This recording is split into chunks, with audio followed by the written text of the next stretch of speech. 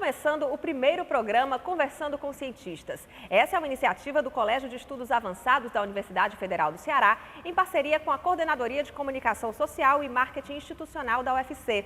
A partir de hoje, você vai conferir aqui no canal UFC TV no YouTube entrevistas com grandes pesquisadores da universidade, pessoas que ajudam a ciência brasileira a avançar. Aqui nós vamos conversar sobre suas trajetórias acadêmicas, os impactos de suas pesquisas e as inovações que surgem a partir delas. E nós vamos começar em grande estilo. O nosso entrevistado de hoje já publicou mais de 200 artigos em periódicos internacionais. Ele tem doutorado em Física pela UFC, com estágio sanduíche pelo Instituto de Tecnologia de Massachusetts, nos Estados Unidos. Seja bem-vindo, professor Antônio Gomes de Souza Filho. Eu que agradeço. Muito obrigada pela presença do senhor aqui. O professor hoje, Antônio Gomes, ele é pró-reitor de pesquisa e pós-graduação da UFC e também professor do Departamento de Física da Universidade. Professor, eu gostaria de começar falando dessa sua área de atuação, né? A gente sabe que a física hoje é um gargalo na educação brasileira, principalmente na educação básica. A gente encontra professores que não são tão bem preparados e a gente encontra também falta de interesse por parte dos alunos, né? Muita gente foge da física. Eu era uma que eu tinha medo de física no colégio. Como é que surgiu o interesse por essa área na sua vida? Foi na escola? Como é que foi? Eu queria que o senhor contasse um pouco essa história. É difícil precisar exatamente o que me estimulou a fazer física, né? Mas dois fenômenos que eu observava, assim, quase que diariamente e outro só quando a gente estava na estação sem chuva, que era como é que um sifão, que é aquele cano que você coloca por cima de uma parede do açude, como é que a água consegue subir e depois descer, né? Aquilo para mim, quando eu era criança, era um enigma, eu achava muito interessante. E outra era os redemoinhos, no sertão onde eu morava, sei lá, depois de 10 horas da manhã, coisa desse tipo, quando você tem vento e calor, então formava aqueles redemoinhos gigantescos que tudo que ele encontrava pela frente ele fazia subir, poeira, folha. E o pessoal dizia, tem que sair do meio, quando ele forte tem que sair do meio.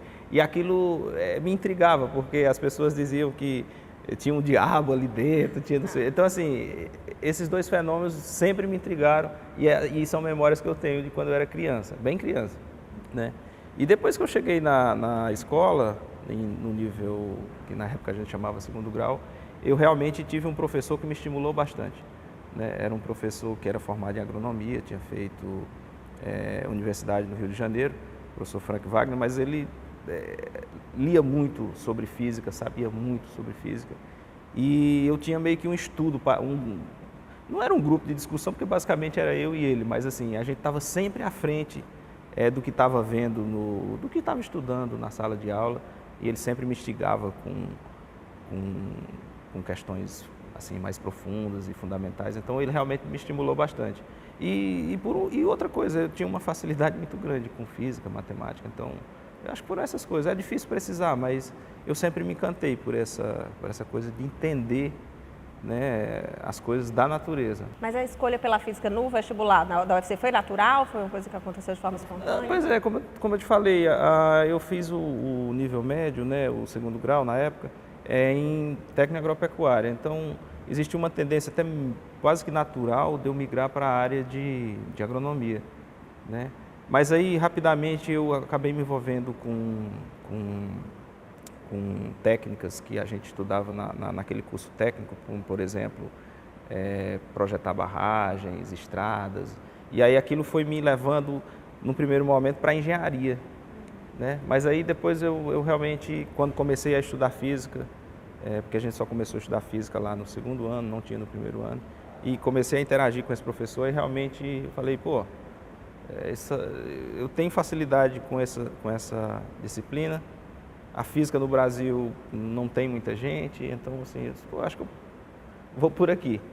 E foi mais ou menos assim. Professor, você é natural de Jucás, né? Essa vinda para Fortaleza, para estudar na UFC, como é que foi esse processo de passar no vestibular, vir para Fortaleza? Foi tranquilo? Como é que foi essa mudança? Foi bem desafiador na época, né? O meu horizonte, até os 17 anos, quando eu vim para cá, ele assim, era muito limitado, né? Eu não tinha andado mais, eu não tinha se distanciado da minha casa mais do que 30 quilômetros, né? Que era exatamente a cidade que eu estudei, Iguatu. Então aquele era meu horizonte geográfico, digamos assim, né? Claro que não era meu horizonte que eu projetava com a imaginação, porque eu tinha imaginação bem fértil e me projetava em outros lugares, mas aquilo... Então, a primeira vez que eu saí desses 30 quilômetros foi exatamente para vir fazer vestibular, né? E foi muito interessante, foi muito... Eu só lembro de coisas boas que aconteceram, assim, de ter a alegria de ter passado no vestibular, aquela coisa toda de o pessoal raspar a minha cabeça, que naquela época tinha muito isso, passar no vestibular da UFC era comemorado demais. E lá nas duas cidades que eu frequentava, né, Iguatu e Jucás também, então eu lembro aquela coisa de gente me trazendo jornal que tinha meu nome, o rádio anunciando os nomes do que tinham passado, então assim, foi desafiador, mas eu tive sorte, encontrei muitas pessoas que me ajudaram, né, e para vir para Fortaleza em particular, foi muito interessante, porque eu costumo dizer que eu sou fruto de políticas públicas, assim, eu acho que sem as políticas públicas talvez eu até tivesse na física ou tivesse uma trajetória parecida, mas é difícil de dimensionar como seria sem elas, né? Porque eu estudei escola pública desde a alfabetização, lá na zona rural, né? Depois até a 8ª série numa vila que era próximo, depois no Iguatu, que também era uma escola pública, federal na época, uma escola muito boa. E em todos esses lugares que eu passei, eu fui beneficiário de bolsa. E quando eu cheguei na UFC, eu também fui beneficiário de bolsa. E iniciei na bolsa no programa de iniciação científica logo no final do primeiro semestre. E também ingressei na residência universitária. A residência universitária foi fundamental para mim. Para se manter, né? Sem a residência universitária eu realmente não... Até talvez pudesse até ter ficado. Mas seria bem mais difícil, né? Professor, vamos retornar só um pouquinho. O senhor acabou de falar que estudou numa escola no Iguatu, né? Uma escola agrotécnica. Eu queria que o senhor comentasse um pouco como é que foi essa preparação para o vestibular, porque a gente sabe que o vestibular da UFC é considerado e sempre foi um vestibular muito difícil. Como é que foi isso? Realmente, é bom esse ponto. Naquela época, a UFC tinha aquele estilo de prova que chamava somatório, né? Que realmente exigia bastante. A escola, pelo perfil técnico que ela tinha, eu estudava durante a manhã a parte técnica, agropecuária e isotecnia, e à tarde era o curso, sei lá, que na época o pessoal chamava, era a parte científica do curso. Então, realmente não era o foco preparar para o vestibular, né? Não era o foco. Então, diante daquele interesse que eu acho que eu demonstrava de fazer universidade, né? E eu fui muito influenciado pela minha mãe, porque ela era uma professora da rede estadual, ela só tinha feito até o que na época chamava de normal, era uma preparação para ser professora do nível básico. E ela dizia, olha, você vai fazer a universidade porque... Ela nem chamava universidade, chamava faculdade. Você vai fazer faculdade porque era o que eu queria fazer e não tive a oportunidade. E aquilo ficou, e como eu gostava de estudar, acho que era até natural esse caminho. Mas lá então, por demonstrar esse interesse, alguns professores, que nessa escola tinha também essa grande vantagem, quase a totalidade dos professores tinham feito universidade.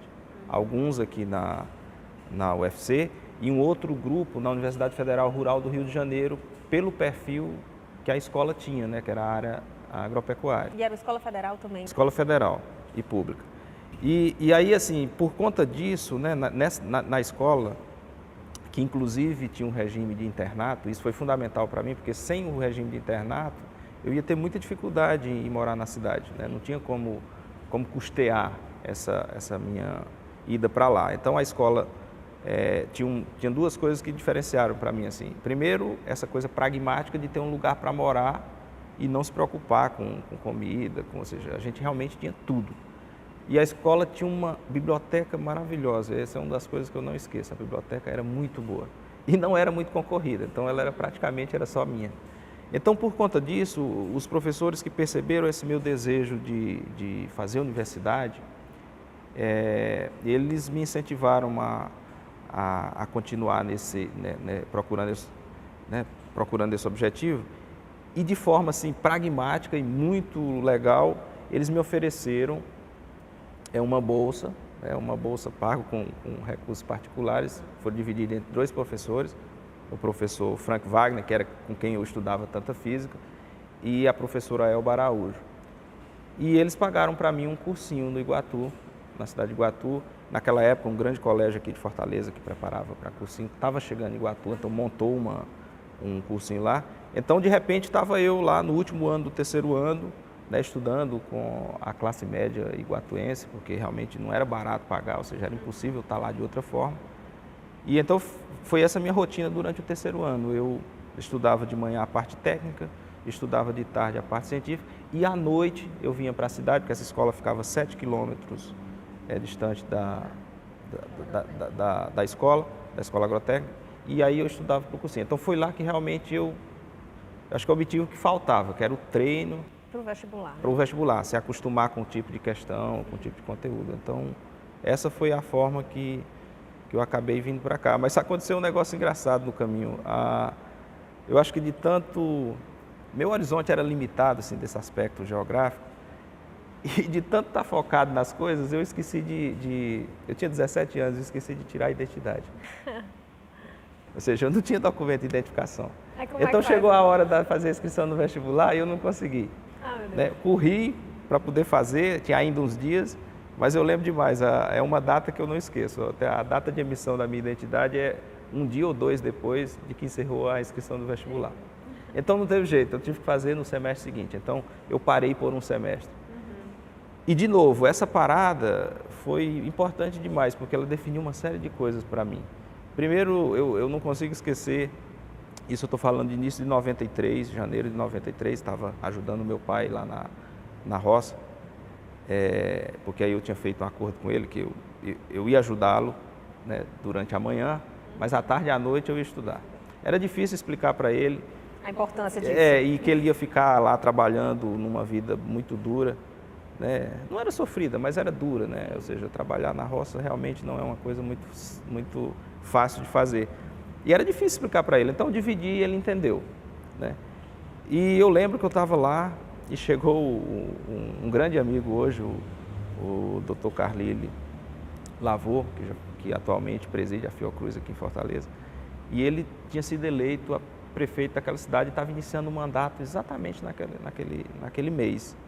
E ele foi lá me parabenizar, né, pelo fato de que eu tinha me destacado na escola, né, o pessoal falava bem que eu tinha um perfil muito acima da média na escola, aquela coisa toda.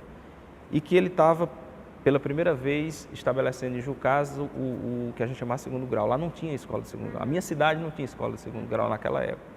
Estou falando 93. Não é uma coisa muito distante. E ele disse assim, eu preciso que você me ajude, né? A parte de física e matemática e química, eu tenho grande dificuldade com professores. Estou trazendo um professor de Fortaleza para cá e você vai ser o assistente dele. Né? Isso é bom porque você não para de estudar, você vai fazer vestibular no meio do ano. E é bom também porque quando você formar em física, você vai voltar para ser professor aqui da escola de Jucás. Eu disse, tá bom. E aí, melhor do que isso, ele falou, eu vou lhe pagar. Uma coisa boa. Então passei esse semestre e isso foi maravilhoso. Porque não foi por acaso essa identidade, não. Né? Aí eu acabei assumindo algumas aulas de física, né? Imagina só que coisa mais assim, improvisada de alguma forma, né? Experiência. E aí esse professor também se tornou um grande amigo. E, coincidentemente, ele tinha uma casa aqui em Fortaleza, que fica aqui próximo do campus do PC. E ele falou, não, você vai fazer vestibular e vai ficar lá na minha casa. A casa não tem ninguém. E foi isso. Então, a minha transição foi muito suave, porque eu não tinha como ficar aqui em Fortaleza. Naquela época, não tinha esses programas de assistência de bolsa, auxílio moradia. Não tinha. Então, fiquei lá e, em novembro, eu entrei na residência universitária. Então, fiquei 4 meses morando lá na casa desse professor, que foi um apoio muito importante. E aí eu vim para a residência universitária. Então essa foi passei no vestibular da primeira vez, essa coisa toda, então não tive problema. Muito legal, professor. Então foi muito bom. Bom, professor, como o senhor estava dizendo, o senhor realmente sempre foi muito estudioso e eu acredito que ao ingressar na universidade isso deve ter continuado. Esse interesse por seguir o caminho da pesquisa científica, por se tornar um pesquisador, ele já surgiu desde o início? Teve algum professor que foi importante para isso, para que o senhor enveredasse por esse caminho da pesquisa? Quando eu analiso a pequena trajetória de vida que eu tenho, é difícil estabelecer se foi programado ou não, né? Mas olhando para trás agora, nesse momento, algumas coisas realmente foram importantes. Quando eu cheguei, a física aqui na Universidade Federal do Ceará sempre teve muito forte a pesquisa sempre foi uma característica forte. Então, naquela época que eu entrei no curso, a física não tinha muitos estudantes, né? Assim, começavam muitos, você tinha 40 estudantes entrando, mas a minha turma, por exemplo, nós formamos 3. É vazão incrível. Então era difícil chegar no final do curso, né? Por várias razões, que talvez as pessoas não tinham realmente interesse e entravam no curso por entrar, não sei. Mas ao longo do tempo, né, a gente ia vendo os colegas iam se afastando.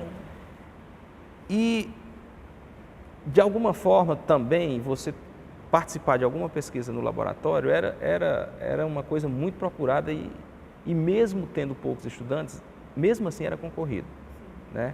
Então, ser bolsista de iniciação científica era uma coisa, na minha época, que tinha um destaque importante. Não tinha a oferta de bolsa que tem hoje. Então, apareceu uma oportunidade e eu fui trabalhar com o professor José Francisco Julião, que é uma pessoa que passou também na minha carreira acadêmica, que eu devo muito, porque ele tomou uma atitude legal e, de fato, eu até faço um pouco disso com meus estudantes hoje também, que é assim, ele falou, olha, a gente tem aqui um plano de pesquisa, você vai se dedicar ao plano de pesquisa à medida do que você pode, mas o importante é você estudar, né?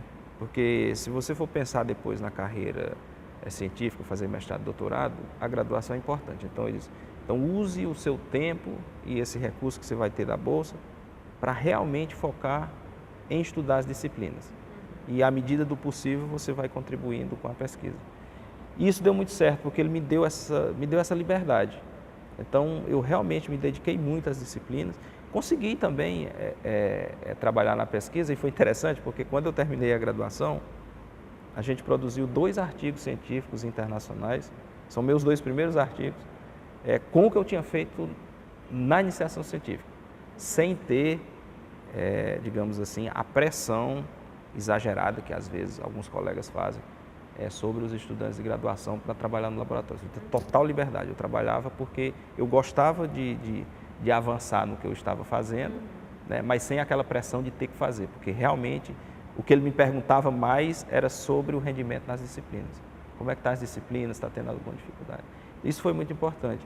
E aí, logo depois, no mestrado, eu fui trabalhar com o professor Julião, ele estava se aposentando naquela época e estava saindo da pós-graduação, da física, então, aí foi que eu encontrei o professor Josué, que é um grande professor dessa universidade, professor emérito, pesquisador nível 1A do CNPq, que faleceu recentemente. E aí, realmente, ele também me deu muitas oportunidades, né? Ele tinha um jeitão muito peculiar, e ele chegou para mim e falou, ele era coordenador do programa de pós-graduação. Num momento muito difícil que a pós-graduação de física passava naquele momento, o curso tinha sido muito mal avaliado. Então, assim, estava à beira de quase ser descredenciado. E ele assumiu com rédea muito forte e tinha um controle muito forte disso, uma liderança muito forte. E ele falou, você é um estudante que se destacou na graduação, você vai trabalhar comigo, né? E eu vou lhe dar algumas oportunidades. Aí já me ofereceu de cara, disse, olha, você vai fazer o primeiro semestre, no final do semestre você vai ficar um mês lá na Universidade de São Paulo, em São Carlos, para conduzir seu trabalho e produzir os materiais, né, de umas ideias que eu tenho aqui, que eu conversei com os professores, lá, uns colaboradores dele da USP. E foi isso, no final do primeiro semestre eu fui, foi um mês muito produtivo. Eu preparei muitos materiais que eu viria a estudar depois, porque a minha área de pesquisa é a área de materiais. E naquele estágio de um mês assim, que ele financiou com muita vontade, articulou tudo, então fui bem recebido lá nos laboratórios, com todo apoio. Eu produzi o material que veio a ser da minha dissertação de mestrado e depois boa parte do meu doutorado. Então o Josué também me incentivou muito, me deu muito apoio, né? Me deu muita oportunidade. Uhum. O senhor falou E ele era muito orgulhoso, professor. A gente fez uma entrevista recentemente com ele elogiou demais o senhor. Pena que ele não está aqui mais. O senhor falou que estuda na área de materiais e acabou indo pelo caminho da nanotecnologia, estudar as nanoestruturas, né? O que é que levou o senhor para esse caminho? Pois de novo, né? Eu acho que as pessoas impactam a vida da gente de forma muito positiva, às vezes. Talvez, às vezes, de forma negativa também. Mas eu sou muito grato e tenho muita sorte de que as pessoas que eu encontrei ao longo da minha trajetória sempre me colocaram para frente. Eu nunca encontrei ninguém que me botou para trás. Ou se tentaram, ou seja, eu nunca senti. Eu sempre senti as pessoas me empurrando e me dando oportunidades. Né? Isso começou desde com a minha mãe, que eu tenho assim, uma admiração profunda, tá? Porque ela me alfabetizou numa região numa escola onde ela era professora de 5 níveis, desde a alfabetização até a 4ª série. Ela era a merendeira, ela era a diretora, ela era tudo da escola. Né? Então, aquela capacidade dela de gerenciar tanta coisa, né, me influenciou muito positivamente. Então, ela realmente foi a primeira. E depois, todas as pessoas que eu fui te falando, os professores na escola agrotécnica, e depois o Josué e os colaboradores que ele tinha aqui no Brasil. Né? Tinha bons colaboradores na USP, bons colaboradores na UFMG.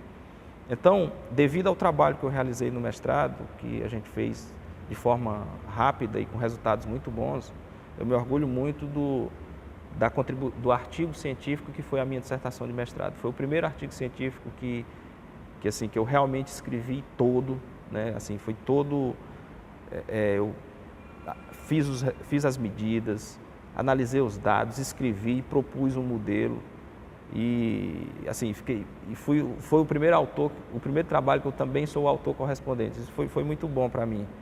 E é um trabalho que tem muitas citações para a área, né? E todo feito na época aqui no Brasil, as amostras, né? O material lá em São Paulo e as análises físico-químicas feitas aqui na UFC. E por conta disso ele falou, olha, eu vou lhe dar a oportunidade, né, de você ir para o MIT. Eu disse, pô, mas como? Eu falei, não, ele tinha um grande colaborador, um amigo, e também ficou amigo e colaborador meu, que é o professor Marcos Pimenta. Hoje, inclusive, a gente divide a diretoria da Sociedade Brasileira de Física, né? Ele é presidente, eu sou tesoureiro. E ele tinha ido fazer um estágio, que a gente chama no Brasil de pós-doutoral, um estágio sabático. Ele já era professor na Universidade Federal de Minas Gerais, e ele foi trabalhar com uma grande especialista na área de carbono, que era a professora Mildred Dresserhaus, né? Que é uma figura, assim, uma personalidade incrível, uma mulher gigante, assim, mais uma vez uma mulher me influenciando positivamente. E o trabalho que ele fez lá foi muito importante para o avanço da física dos nanotubos de carbono, em particular do uso da espectroscopia Raman para estudar esses materiais. Então, assim, o Brasil deixou, né, começou com ele lá nessa época, mas o Brasil deixou uma marca que, assim, abriu portas, né? E aí aquela coisa, tudo coincidiu com o fato de que, primeiro, o Josué era amigo e colaborador do Marcos Pimenta. O Marcos Pimenta tinha voltado dos Estados Unidos, na época que eu estava terminando o mestrado, depois desse estágio que foi muito sucesso. E também estava acontecendo naquele momento grandes avanços na área de nanomateriais, a nanotecnologia, a nanociência se consolidava naquela época e os nanotubos de carbono em particular eram os materiais vedetes daquela época. Né? E o Marcos Pimenta tinha trabalhado e avançado muito a física daqueles materiais por conta de um avanço que tinha sido feito no laboratório do professor Richard Smalley, Prêmio Nobel de Química, que conseguiu pela primeira vez produzir nanotubos de carbono com grande qualidade e em grande quantidade. Então, a gente agora tinha os sistemas, esses materiais para serem estudados com a qualidade devida para gerar uma ciência boa. E aí o Marcos conhecia o Josué indicou, ele me indicou para a professora Mildred Dresserhaus e ela simplesmente disse, pode vir. E eu fui. Professor, o senhor falou aí das citações, né? Pelo que a gente pesquisou no Lattes do senhor já foi citado mais de 8.800 vezes, 216 artigos publicados. O que é o diferencial? O que é que faz o senhor ser um pesquisador reconhecido internacionalmente? Assim, de novo, né? A ciência, ela vive muito de uma coisa chamada serendipitia, né? Que é basicamente assim, as coisas, não existe uma receita, as coisas acontecem e muitas vezes por acaso. Então, eu te dei vários exemplos de eventos que aconteceram ao longo da minha vida, que talvez se um deles não tivesse acontecido, eu não teria chegado, né? Então, assim, a gente fica satisfeito que o trabalho que a gente tem feito ao longo do tempo tem encontrado muitas, né, a gente tem sido convidado para conferências internacionais, para escrever artigos de revisão, mas tudo isso também não é uma contribuição meramente individual, né? Isso é um trabalho feito em grupo. E eu acho que assim, eu não sei se é um elemento sorte, mas digamos que assim, eu tive oportunidades de colaborar com pessoas diferenciadas, assim, que lideravam as áreas, né? Então isso é importante, ou seja, eu ingressei em grupos que lideravam as áreas, tanto em nível nacional quanto em nível internacional. E aproveitei essas oportunidades. E tudo isso coincidiu, né, de ter aquelas pessoas líderes nas áreas que estavam emergindo naquele momento. Então, é uma conjunção de fatores. Então, isso faz com que a chance que a gente tem de colaborar e fazer coisas com repercussão internacional é bem maior por conta desses fatores, né? Grandes grupos de pesquisa e temas que são, no momento, temas que são quentes. Então, é isso que tem, eu acho que é isso que... Meio que a receita do sucesso, né? Você falou de uma técnica que é utilizada, né, pelos físicos para estudar esses nanotubos de carbono, que é a espectroscopia Raman, né? Queria que você explicasse um pouco de forma didática o que é essa técnica, qual é o diferencial dessa técnica? Essa técnica é muito interessante. Ela é muito interessante porque ela é simples, do ponto de vista... A gente não precisa de laboratórios super sofisticados. E é um fenômeno muito bonito, descoberto por um cientista indiano chamado Raman, né, que ele descobriu, inclusive, teve essa ideia quando estava fazendo uma viagem da Índia para a Inglaterra. O espalhamento Raman é espalhamento de luz. Então, o que é que acontece? Quando a gente ilumina uma superfície com uma luz de uma determinada cor, em geral, o que a gente observa é o reflexo da mesma cor, né? Acontece que, quando você olha essa luz que é espalhada com um equipamento muito sensível, muito mais sensível do que o nosso olho, o que a gente observa é que, além da cor que você iluminou a superfície, outras cores são refletidas, né? Então, que outras cores são essas? Essas outras cores têm energia maior ou têm energia menor do que aquela que você iluminou. Ou seja, é como se a luz ganhasse energia, uma parte dela, e outra perdesse energia. E a grande descoberta do efeito Raman foi exatamente ele identificar que essa energia que perdeu e essa energia que ganhou traduz para a gente, né, traduz para quem está observando, como os átomos estão vibrando. Então, basicamente é assim, a luz incide na matéria, ela tem uma determinada energia. Como os átomos vibram, essa energia de vibração ela pode ser transferida para a luz e ela ganha energia. Ou essa energia é transferida para a matéria, ela vibra mais e a luz perde energia. Então, o que é que a gente tem? É que, analisando a luz espalhada por qualquer superfície, a gente tem a assinatura digital do material. E ela é única, né? Então, ela é única. Se você ilumina grafite, ele tem uma assinatura digital. Se você ilumina diamante, ele tem uma assinatura digital. Então, é uma técnica que permite identificar que substância, que material você está investigando, né? E, basicamente, ele é a interação do fóton com os elétrons e com as vibrações atômicas, né? Então, se a gente usar uma linguagem bem simples, basicamente, a luz, né, ela conversa intimamente com a estrutura da matéria.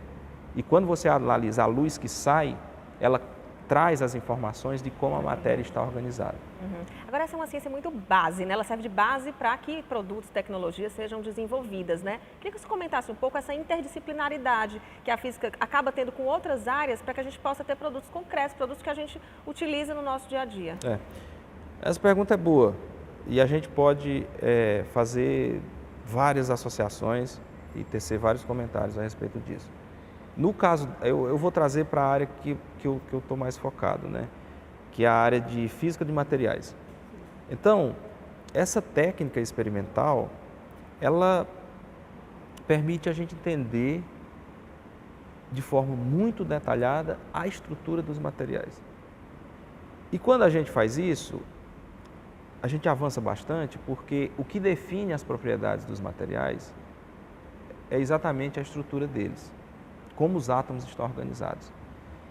E quando a gente pensa em aplicações, as aplicações são baseadas nas propriedades. Então, se a gente quer usar um material para emitir luz azul, por exemplo, ou luz vermelha, ou luz violeta, é preciso que ele tenha determinadas propriedades, né? E com essa técnica a gente acaba identificando como os átomos se organizam e como você pode engenheirar para encontrar a propriedade que você quer. Então, a tecnologia moderna é toda baseada em materiais. Então, por isso as ciências dos materiais, a física dos materiais, ganham uma relevância muito grande. Você não consegue imaginar nenhum avanço tecnológico que não tenha uma revolução de um material por trás, né? Então, hoje você tem aeronaves mais leves e consumindo menos combustível, porque as estruturas são mais resistentes, mas são menos densas, têm um peso menor, né? Os celulares ficaram cada vez menores e com capacidade de processamento, porque os materiais que o compõem têm propriedades que permitem isso, né? Então, o nosso foco de estudo, apesar dele não estar lá no produto em si, mas o que essa técnica permite dizer para a gente, permite a gente avançar, é que ela diz basicamente assim, olha, esse sistema tem tal e tal e tal arranjo estrutural, tais e tais propriedades físicas, e se a gente quiser ir nessa direção para melhorar essa propriedade, tem que ser por aqui. Então, é nesse sentido que a gente tem colaborado, né? Ou seja, entendimento de como os sistemas estão organizados e como a gente pode engenheirar as propriedades para encontrar aquilo e buscar, ou pelo menos chegar mais próximo daquilo que se deseja. E aí, por isso, você vai precisando cada vez, uma área precisa de outra, que precisa da colaboração de outras áreas, né? Isso. Aí, no caso da interdisciplinaridade que você coloca, a física tem um poder muito grande de colaborar com diferentes áreas, porque as técnicas que ela tem desenvolvido buscam, né, aprimoram o entendimento da matéria. E aí, como eu falei, se você entende a matéria, você entende, ou pelo menos avança bastante, entender outros fenômenos que estão relacionados com outras disciplinas, né? Então, por exemplo, como fazer diagnóstico de doenças, né, como detectar determinadas substâncias, se você não tem materiais que são muito sensíveis, cujas propriedades variam bastante quando eles entram em contato com essas estruturas que são alvo, né? Como você monitorar a poluição se você não tem materiais que são muito sensíveis à interação com essas moléculas. Então, a física interage demais com esses sistemas, né? Com essas outras áreas, onde você, a partir do entendimento das propriedades físicas, né, você monitora a interação de dispositivos e desses sistemas com o que você está investigando. Então, você tem, por exemplo, kits de diagnóstico que ilustram bem isso, né? Um determinado material que muda de cor quando está em contato com um determinado vírus, com uma determinada bactéria, ou com um determinado marcador biológico de uma patologia. Então, a física tem realmente uma capilaridade muito grande nas disciplinas. Certo. Professor, na sua trajetória, o senhor contou desde que saiu de Jucasa até chegar a Fortaleza, que desafios que apareceram ao longo dessa trajetória? Existiu alguma coisa que fizesse, por acaso, o senhor pensar que não valia a pena esse sacrifício, esse esforço? Quais foram os desafios que apareceram? Olha, assim, se me perguntasse hoje se eu faria tudo de novo, a resposta era sim, faria tudo de novo, facilmente, né?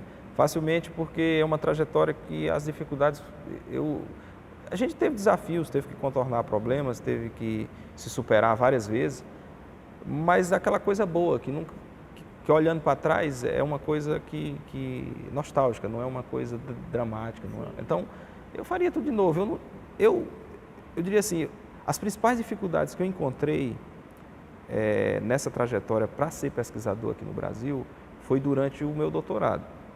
Né, porque a gente vivia, o mestrado e o doutorado, a gente vivia na universidade em condições muito diferentes do que a gente tem hoje. Né? Então, mesmo estando num curso que era bem consolidado na época e tudo, a gente tinha problema, a universidade tinha problema com papel, a gente tinha que comprar papel. Eu lembro que eu comprei papel para imprimir a minha tese. Né? Ou seja, por quê? Porque era um momento que a universidade brasileira vivia uma dificuldade tremenda, ou seja, estava para fechar. Né? E aquele realmente foi um momento difícil. Só que depois que eu me formei, entrou uma fase muito boa. Né? Logo depois do meu doutorado, apareceram no Brasil programas de incentivo a trazer quem fazia doutorado fora para cá, a fixar jovens doutores. Né? Eu me beneficiei de um programa de fixação de jovens doutores. Ou seja, eram iniciativas governamentais que permitiam que as pessoas não fossem embora, que elas ficassem aqui. E ainda mais, permitia repatriar pessoas. Né? Eu tenho um grande colaborador e amigo, o professor Ado Jório, que é lá da Universidade Federal de Minas Gerais, considerado recentemente um dos 4 brasileiros mais influentes na pesquisa. E ele fazia pós-doutorado lá no MIT, na época que eu estava lá como estudante de doutorado de sanduíche. Ele foi um dos professores que veio para o Brasil por causa de um programa que foi criado chamado Programa de Fixação de Doutores. Isso eu estou falando aí mais ou menos dos anos 2002. Sem esse programa, talvez o Ado Jório não tivesse vindo para o Brasil, por exemplo. Então, naquela época, logo que eu terminei o doutorado, em 2001, a gente teve uma série de ações e uma série de programas para incentivar os jovens pesquisadores. Né? E isso foi, ao longo do tempo, se intensificando. Então, por exemplo, em 2005, né, eu tinha 3 anos de doutorado, eu fui contemplado com um projeto do CNPq para montar uma infraestrutura de pesquisa e de alguma forma, constituir o meu grupo de pesquisa com um recurso muito considerável e muito alto para quem era recém-formado. Né? Então, chamava Incentivo Programa de Jovens Pesquisadores na área de nanotecnologia. Então, era exatamente o que eu trabalhava, com esses materiais de carbono, e uma linha de financiamento muito boa. Então, aquilo me permitiu consolidar uma infraestrutura. Então, aquilo me deu independência científica, né? Ou seja, foi realmente, na época, o Ministério de Ciência e Tecnologia fez uma grande aposta em várias pessoas, em vários jovens pesquisadores. E a minha geração se beneficiou demais desse programa. Então, a principal dificuldade e o principal momento de crise, digamos assim, para investimento na pesquisa, que eu acho que eu vou passar, estou passando, é agora. O momento atual realmente não é dos mais favoráveis, mas então eu não tive, a minha trajetória, assim, eu diria que, claro, teve dificuldades, mas não dificuldades que foram impeditivas e que me fizeram pensar, vou largar isso que eu estou fazendo, não. Eram dificuldades que serviam de alguma forma para alimentar o desejo de dizer assim, não, eu tenho que fazer melhor para poder contornar esse problema. Então, eu acho até que você já respondeu um pouco a minha próxima pergunta. Eu queria saber a sua opinião sobre o papel que a universidade tem no desenvolvimento da carreira de um cientista aqui no Brasil, né? É fundamental? A pesquisa no Brasil, eu espero que no futuro esse cenário mude, mas a pesquisa no Brasil basicamente é feita nas universidades e públicas, né? Então, ou seja, sem a universidade pública brasileira, sem os investimentos públicos, o Brasil não teria a ciência que tem hoje. Então, é fundamental, ou seja, essa ideia de que a pesquisa pode ser feita por outras vias, né, no Brasil isso não é possível. Se a gente tirar as pós-graduações e as universidades públicas do cenário, né, de repente desse um jeito de tirar, a pesquisa brasileira praticamente vai a zero. Né? Então, é triste, às vezes, a gente ouvir comentários e coisas que vão na direção oposta. Qualquer que seja o ranking, qualquer que seja a avaliação das universidades brasileiras, as universidades públicas, elas lideram de forma muito ampla isso. Né? E não são avaliações que são feitas pelas nossas universidades, são avaliações internacionais, né? com parâmetros internacionais. Então, sem a universidade brasileira, a pesquisa ia ficar muito diminuta no Brasil. Então, é fundamental esse investimento. Certo, professor, muito obrigada pela sua participação aqui conosco no nosso primeiro programa Conversando com Cientistas. Tem alguma coisa a falar mais? Alguma consideração final? Só agradecer a oportunidade, né, e espero de alguma forma documentar essa minha pequena trajetória, pequena. Né? É muito modesto. E que possa de alguma forma inspirar, né, pessoas que desejem participar da carreira científica. A carreira científica no Brasil, infelizmente, não é uma carreira atrativa. né? A gente tem poucos jovens se interessando por ciência. E ciência é uma coisa tão bonita, a física em particular é tão bonita, mas parece que a gente não tem, que a gente tem de alguma forma falhado em tocar os estudantes a irem para a carreira científica, né? Então, é uma carreira, para mim, muito recompensadora, sou muito satisfeito com o que eu faço, né? E muito realizado.